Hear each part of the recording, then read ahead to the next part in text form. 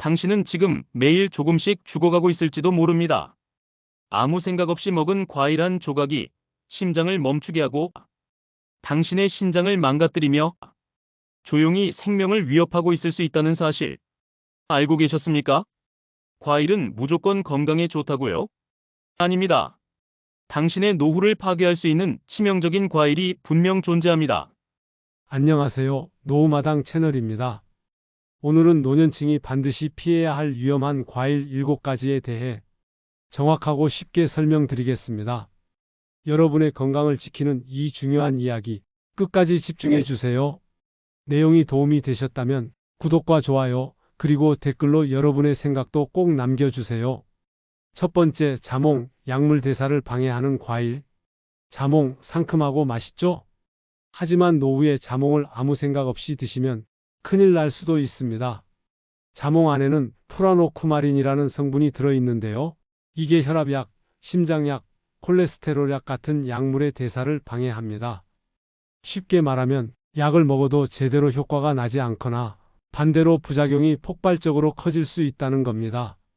특히 60세 이후 심혈관계 약물 복용이 늘어나는데 이때 자몽을 함께 먹으면 혈압이 너무 낮아지거나 심장이 멈출 수도 있다는 연구 결과도 있습니다.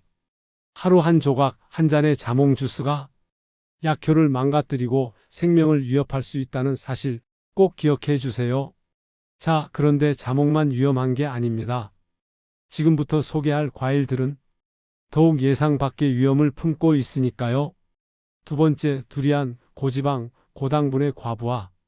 혹시 두리안 드셔보신 적 있으신가요? 과일의 왕이라고 불리지만 어떤 분들은 냄새만 맡아도 고개를 절레절레 저으시죠. 문제는 냄새 때문이 아니라 그 속에 숨어있는 고지방과 고당분 때문입니다. 두리안은 달콤하고 부드럽지만 한 알에 들어있는 칼로리와 당분이 정말 어마어마합니다. 특히 60세 이후 심장이나 혈관 건강이 예민해질 때 두리안을 무심코 드시면 혈압이 확 올라가고 혈당도 급격히 치솟을 수 있어요. 더 무서운 건 술과 두리안을 함께 먹으면 몸속 대사 기능이 마비되면서 급성 심장마비를 일으킬 수도 있다는 사실입니다. 정리하자면 심장이 약하거나 혈압이 높거나 당뇨가 있으신 분들은 두리안을 멀리 하셔야 합니다. 그렇다면 과일 중에서도 보기만 해도 예쁜 별 모양의 과일, 스타프루트는 어떨까요? 안타깝게도 이 과일도 노후 건강에는 큰 위험이 될 수 있습니다. 세 번째, 별 열매, 스타프루트, 신장 기능을 침묵시킨다. 별 열매 또는 스타프루트. 반짝반짝 빛나는 모양의 혹해서 드셔본 분들 많으시죠? 하지만 신장이 약한 분들에게는 치명적인 과일입니다. 스타프루트에는 신경 독소가 들어있는데요. 특히 신장이 약하거나 신부전 초기인 분들은 이 독소를 걸러낼 힘이 없습니다. 결국 이 독소가 몸 안에 쌓이고 쌓여서 구토, 혼수 상태, 심하면 사망까지 이를 수 있다는 사실 믿기 어려우시죠? 세계 여러 연구에서도 스타프루트 섭취 후 갑자기 의식을 잃거나 심각한 신장 손상이 발생한 사례가 보고되었습니다. 건강한 신장을 가진 분들도 많이 먹으면 신장 기능에 무리가 갈 수 있습니다. 결론은 특히 노년층에서는 스타프루트 그냥 예쁘게만 보고 지나가시는 걸 추천드립니다.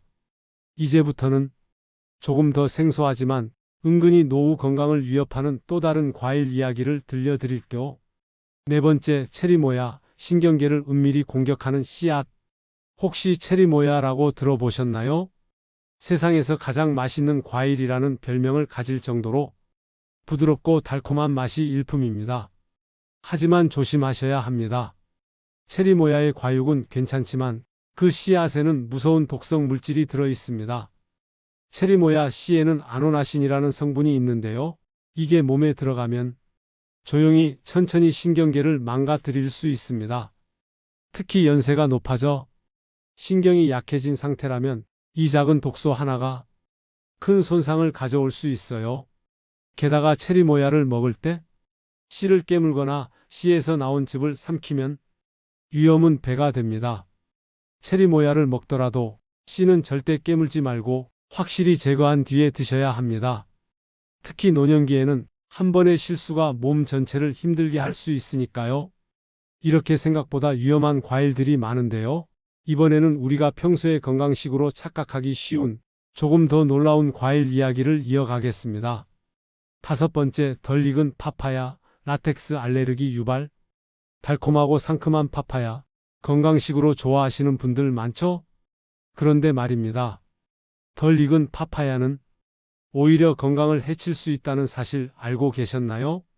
덜 익은 파파야 안에는 라텍스라는 천연 고무 성분이 많이 들어 있습니다. 이 라텍스가 몸에 들어가면 위장을 자극해서 설사나 복통을 일으키고 심한 경우 알레르기 쇼크까지 유발할 수 있습니다. 특히 나이가 들수록 소화 기능이 약해지기 때문에 조금만 자극을 받아도 몸이 크게 반응할 수 있어요. 덜 익은 파파야를 생으로 먹거나 덜 익은 채로 주스를 만들어 마신다면 그 피해는 생각보다 클 수 있습니다.